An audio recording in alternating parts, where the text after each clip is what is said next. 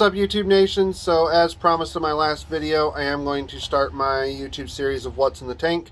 So the first video I wanted to do here again is on my saltwater tank, and I wanted to go over what's in the tank, what parameters should be, what filtration I use, things like that, and some of the different things that I've learned over the year, or not even year, over the about 3 to 4 months I've had the tank, and then what kind of some of my plans are with it. And then the second video that I'm going to do will be based on kind of the livestock and the invertebrates that are in the tank. So definitely be watching for part 2, but let's get on with part 1. So again, here's the tank. I know in the last video I just kind of scrolled around a little bit. So this is the current tank as it's set up. And so again, this is an Aqueon 29 gallon, just standard aquarium. Petco usually has these. Like I said, my local fish store is Petco, so that's where I do a lot of my shopping.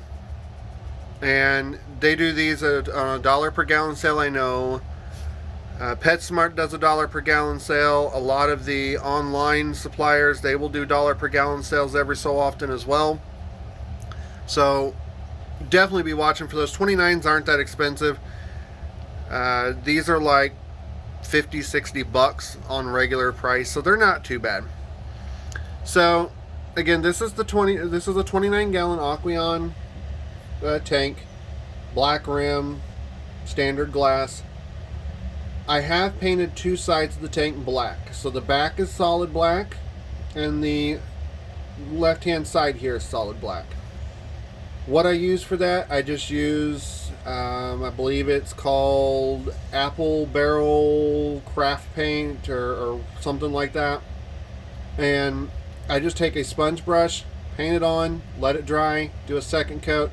You'll see up there at the top there's some scratches up here. That is where, when I put my filtration in last night for the canister filter, when I put in the tubes, it scratched the paint. That is common with acrylic, as it does scratch very easily. However, it's also very easy to just go back over it and repaint it. But the good thing is, if I decide I want to make the color of the background of this tank a little different, all I got to do is take a razor blade, scrape it right off, and put it right back on with a different color. So that's why I choose to use acrylic. I know some people will use spray paint, some people will use like Krylon, different things like that. On the outside of the tank, it doesn't matter what you use. You could use varnish on the outside of the tank. As long as it's not going to affect the glass or affect your seals, you're great.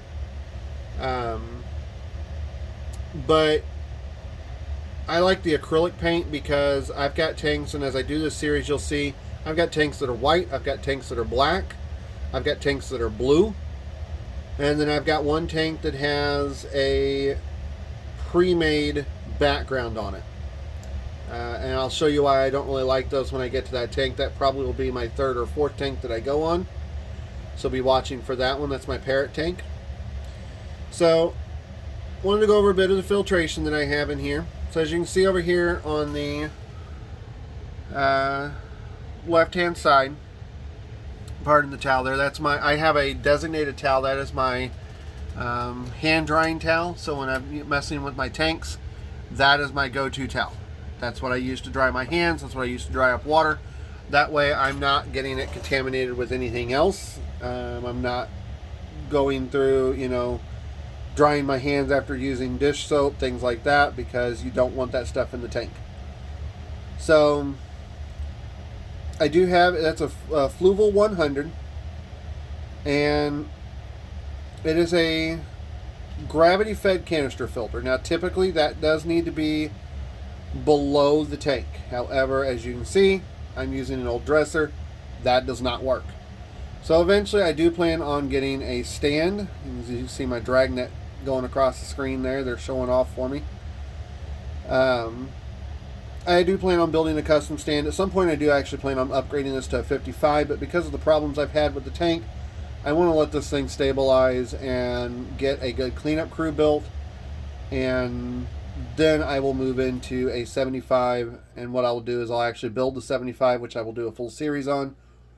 I will put the 75 on a pre-built or a custom-built stand, do a custom sump on that tank, and we'll go through every step of the process when I do that. So be watching for that over the course of this year. Sometime I plan on doing that when funds allow.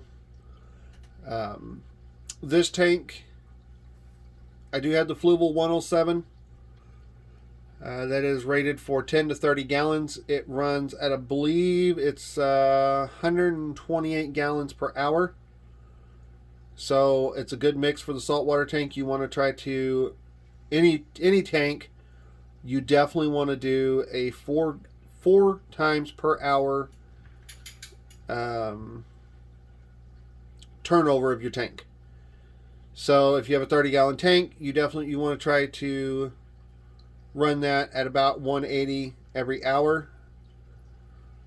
So that one actually maybe the Fluval, maybe I'll do a little bit higher than that.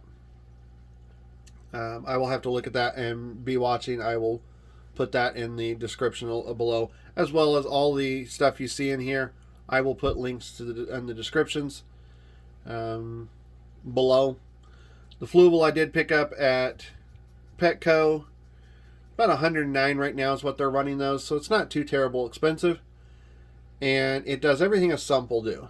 So when we talk about filtration, a lot of people talk about using a sump for their aquarium. And the biggest difference between a sump and a canister filter, one is enclosed, one is not. A canister filter is a enclosed sump. A sump tank is just an open aquarium that you've got all your water pumping into, filtering through, and then pumping back to your display tank or your main tank. So there's really not a whole lot of difference. One does use a little more, like the canister filter, it does use a little more actual media, whereas a sump a lot of times will use live bacteria such as live rock, live substrate, things like that. And with having a sump, you can actually, like the heater, the skimmer that you see there, that stuff would all be down inside the bottom of the sump. So there are advantages to it and disadvantages. As I do these, when I do the 75 gallon, like I said, I'm going to put that one on an actual sump, and so I will kind of go over the pros and cons of both, because by then I will have the Fluval running long enough on the saltwater. I'll be able to kind of tell you what the difference is as far as water quality and sustainability is. So the other things in this tank as far as mechanical goes. So you do see the heater there in the back. That's what this right here is. That is a 200 watt heater. Picked that up off of Amazon. Fairly cheap.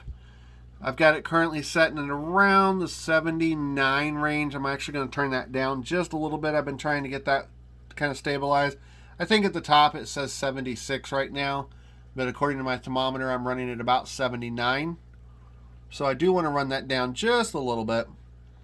And then to the left there, you see the intake for the Fluval canister filter. So literally it just goes in one side, goes through the canister filter, and then it pumps out on the other side. Now as you'll see, I have the return jet facing the one corner of the tank, and that is for specific reasons. One, I don't want it spraying out over the top of the cultured live rock that I have down here in the bottom. Reason being is if I shake the canister, you'll see it does that. That is air. Those are little micron air bubbles. And if you watch my damsels down here, he'll freak out a little bit. It's not bad for the aquarium, but you definitely don't want that going all over your live rock constantly. And you don't want too much flow in certain areas of the tank. So if I point it to there, it bounces everything off that sidewall, and then it'll go across the bottom of the tank. Now the other thing I have is on this side, up here, if I can get the glare off the tank, there is, it's about as good as it's going to get, my apologies, but you'll see that is a Powerhead.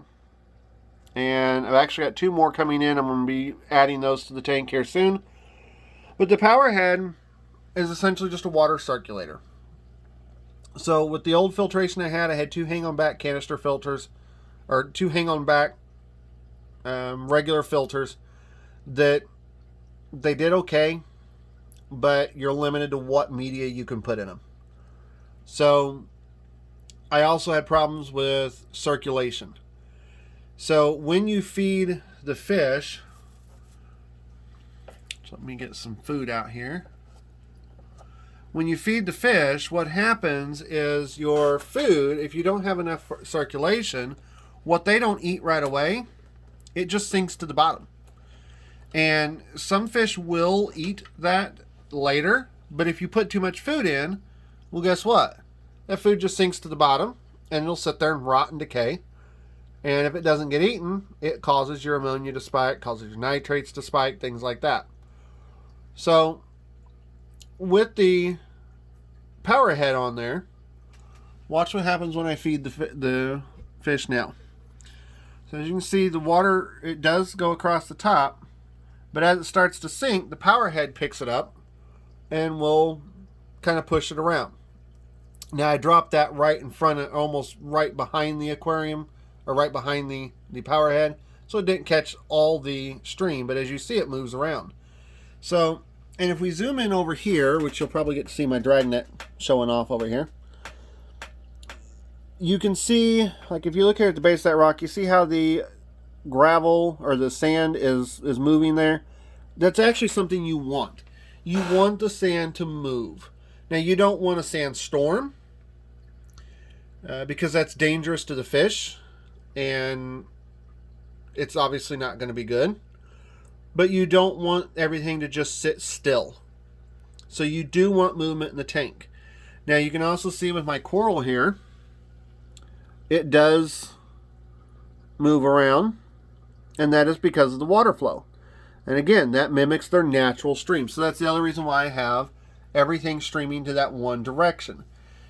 Because everything, it's almost like a regular ocean current. Everything's going to go that one direction. Now when I put the other Powerhead in, it is going to go in on that side, but it's going to blow back into this corner over here. Reason being is because this corner tends to get a little bit stagnant because all the water is flowing to the one direction, and there's not much to kind of push it back into this, or not much pushing back in this corner. Thus, anything that sits over here, it does tend to settle and stay here, and that's not good for the tank. So that's definitely something that I've got to add, which that should be in tomorrow. So that'll be added. It's the exact same thing. It's another one of those. I've actually got a set of 2. These are sets of 2 that I bought off of Amazon. Link will be in the description below. And I've got one in here, and then I've got one in my mixing barrel for my saltwater.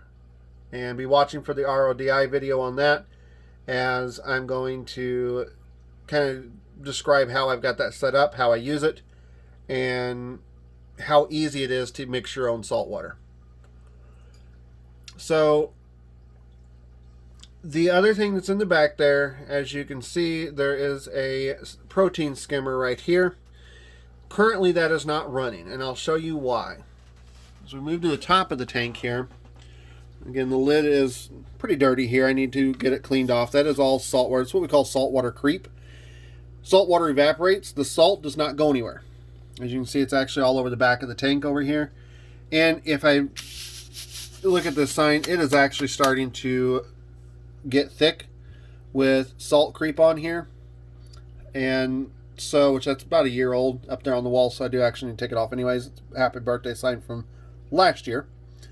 But my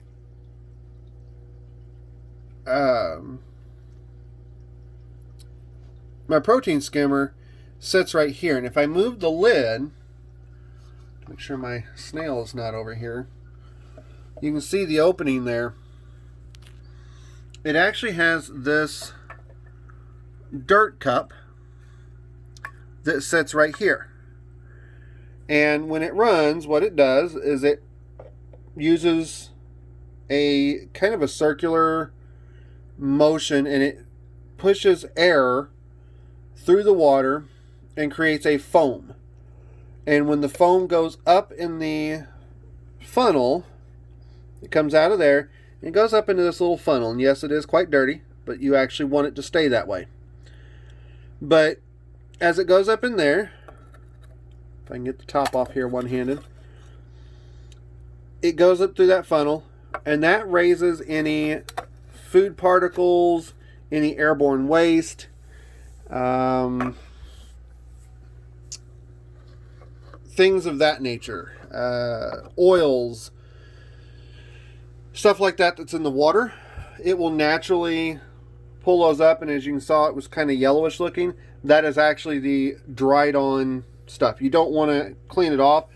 When I do clean it off, it causes all kinds of problems with air in the tank, because what it actually does is the beneficial bacteria, or the bacteria layer that is on there, actually helps it work better. So that's currently not running. Like I said, I just put the glass lid on there about 2 weeks ago, maybe a week ago, and I need to get a glass cutter and actually cut out enough room for that protein skimmer to work properly, and then that will be up and operational in the next couple days, hopefully. Right next to that, of course, you see an air line coming down. That is currently, even though the air pump is running, it is actually not really pumping air. I've got a backflow check valve on there that is older, and I think it is not functioning correctly enough.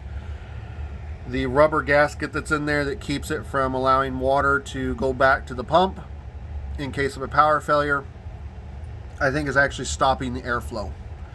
I don't think the rubber is flexible enough in allowing air through it, so it is stopping the airflow. So every so often I see a bubble come up, but it's definitely something I'm going to have to either replace the check valve, or I'm going to have to make sure the pump is up higher than the water level. Anytime you have a air pump, you always either need to have a check valve on it to stop water from back siphoning into the pump and then leaking out of the tank, or you need to have your pump higher than the water level of the tank. So what happens is, if there's a power outage, water seeks its own level, so it will not travel up the line to that air pump. It will actually stop at the tank level. So that's kind of a good rule of thumb to have one or the other, or both. The air stone, you can see it back there, it's just a blue air stone. I put that in because of the lid, because you need oxygen in the tank. The more oxygen, the better. And honestly, when I put the lid on it, that's what killed my fish, is I had not enough oxygen transfer in the tank, as well as not enough heat transfer. So the heater that's back there, when I first put it in, it set at about 82, 83, something like that. When I put the lid on there, within a couple hours, the tank had spiked to about 85, 86. So I essentially cooked the fish, unfortunately. It was a problem I didn't foresee coming, and I really should have thought about it, but I just didn't even think about it, to be perfectly honest. And it's a fatal error that I made, and unfortunately it happens. I actually had 3 more of the little damsel you see showing off there in the middle of the aquarium. Had 3 more of them, and I had 2 black and white clownfish that perished in that tragic incident, if you will. As far as lighting goes on this tank, this is I want to say it's Aqueon.